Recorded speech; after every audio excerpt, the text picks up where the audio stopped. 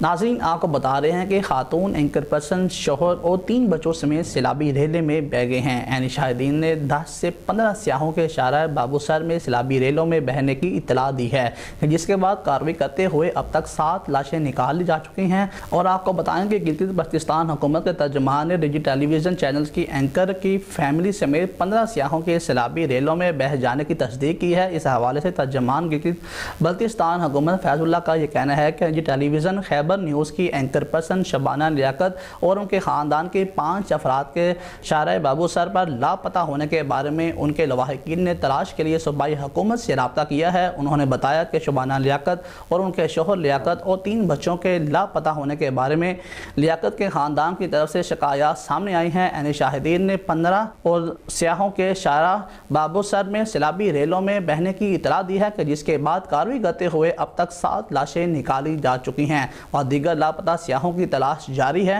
سیلابی ملبے میں سرچ آپریشن میں سراغ اور رسیاں کتوں اور ڈرونز کی مدد سے بھی حاصل کی جا رہی ہیں۔ بحالی اور سرچ آپریشن میں دیامن پولیس اور انتظامیہ مینجمنٹ اور ریسکیو 112 اور افواج پاکستان اور جی بی سکاؤٹس بھی شامل ہیں۔